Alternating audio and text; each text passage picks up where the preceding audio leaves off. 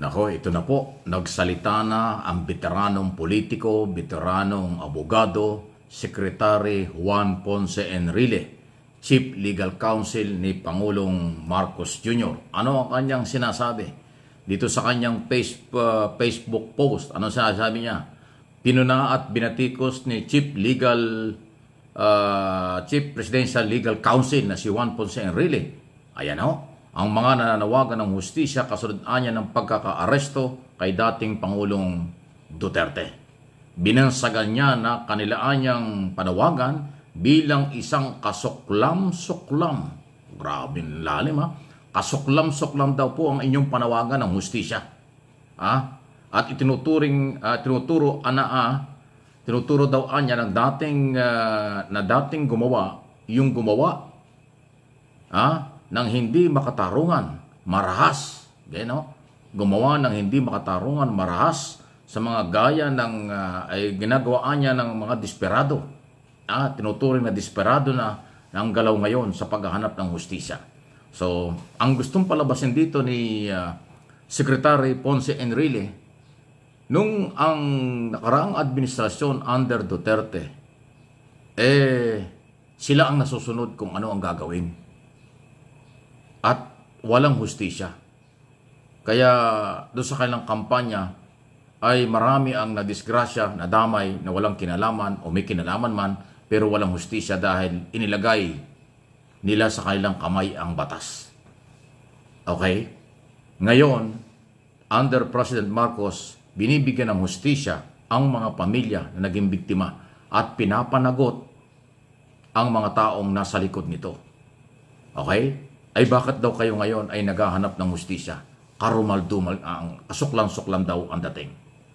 Unang-una, ang ICC, International Criminal Court, ang siyang nagpa-aresto kay Duterte, hindi ang Philippine government.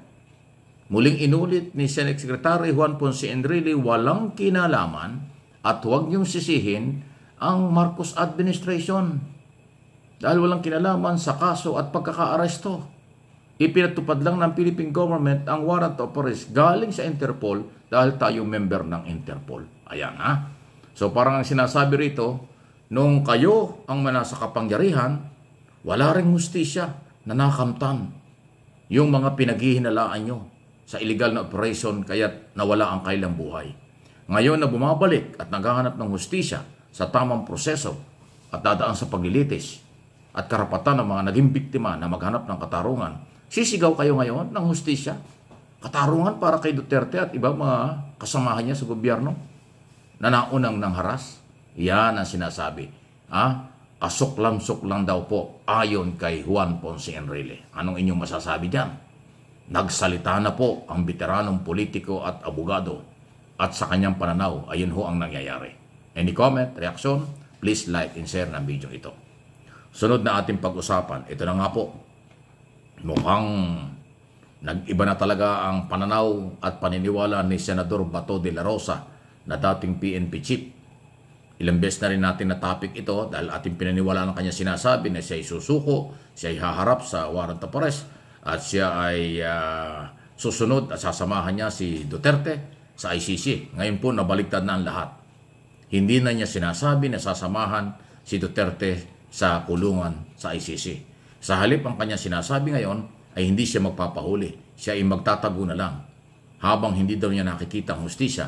Aba, Senador, hindi mo makukuha ang hustisya kapag hindi mo hinarap ang warrant of arrest sa oras na lumabas ito. Ang proseso ng paghanap ng hustisya ay yung ikaw ay kinasuhan, mayroong warrant of arrest kung sakali, sumunod ka sa warrant of arrest, humarap ka sa korte. Paano mo makukuha ang hustisya kung hindi ka haharap sa korte?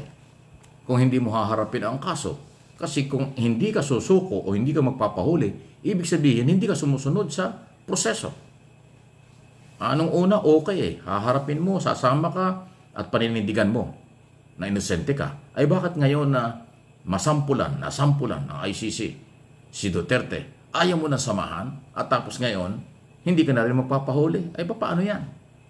So, paano susuportahan ka ng mamamayang Pilipino? Paano ka makakakuha ng suporta sa mga matitinong Pilipino na ang paniniwala sa rule of law ay sumailalim sa proseso? At ngayon ay nasa proseso na. Bibigyan kayo ng hustisya, bibigyan kayo ng karapatan na ipaglaban ng inyong karapatan sa gagawing trial sa ICC. Pero pansamantala ay talagang may arestuhan muna kasi babasahan ka ng kaso. At yung kasong ito, crime against humanity, ay non-bailable offense. Ganun po ang proseso eh. Eh papaano kung ganon? Kung hindi kayo haharap? Aba, mag-iiba ito. Ano ha? Hindi makukuha ang hustisya kung kayo ay hihingi ng proteksyon sa inyong mga followers para kayo pagtakpan o magtago. Hindi makukuha ang hustisya dito sa Pilipinas dahil ang kaso ay nasa ICC. Okay? Doon ang paglilitis, doon ang trial, nandun ang kaso, nandun ang mga complainant, nandun ang mga testigo, doon ang labanan sa ICC, hindi dito sa Pilipinas. Siguro mas maganda, Senator Bato, pasintabi na, gumaya ka na lang kay Duterte. Nung una, pumapalag siya, ayaw magpahuli, pero nandoon na, mukhang happy na. Dahil maganda raw ang kulungan, maganda raw ang treatment sa kanya, maayos ang pagkain, maayos ang pakikitungo sa kanya ron, inaalagaan siya. Tapos tinutulungan pa ng Philippine Ambassador natin. So, yung ICC ay tumutulong sa kanya. Tinatrato siya na inosente. Tinatrato siya na isang suspect o akusado. Hindi pa siya tinatrato na guilty kasi nga magta-trial pa lang. Maniwala ka, mukhang iba ang treatment doon. Makatao ang treatment doon sa ICC, sa mga akusado at saka on trial. Iba kaysa sa lower court dito sa Pilipinas na kapag dito ay nahuli ka o naging suspect ka, akusado ka at nag-trial ka, parang ang dating sa tao guilty na. Hindi po ganon. Ibang-iba, malayong malayo, milya-milya ang layo, kumpara sa local court ang international court. Ayan, ha? So, kung ating mapapansin din, ilang araw na, parang medyo naglalayo na rin ang init. Hindi katulad nung unang araw mula nung March 11 na mahuli si Duterte, hanggang 2, 3, 4 na araw, masyadong mainit. Ngayon po ay 20, 21 na, medyo naglalayo na. Ang maingay lang ay yung mga kandidato kasi ginagamit talaga yan. Yung mga rally ng mga kandidato for election. Yung rally ng mga kandidato, hindi na yun para kay Duterte. Ito ay for election na. Ginagamit nilang publicity na. Itong isyong ito para sa kailang interest pampolitika. Ayan po ang mabigat yan. Kaya after election, malamang maglalaylo talaga yan. Kasi wala na magrarally na politiko pag tapos na eleksyon. Tapos na eh. Lalo na pag natalo, sa tingin niyo yung matatalo ng kandidato, tatayo pa sa stage yan para manindigan. Hindi na. Ngayon, maingay lang sila kasi kandidato sa local and national position. In other words, sa akin pong sariling opinion ko lang po ito, analysis, nagagamit at ginagamit ng mga politiko ang pagkakahuli kay Duterte. Pagkatapos ng eleksyon, wala na, hindi na magagamitan. Ibang issue na ho yan. Ayan ha, maging maingat. At dun ho sa sinasabi ni Enrile, masakit yun. Pero wala tayong magagawa. Yun ang kanyang tingin sa kasalukuyang nangyayari.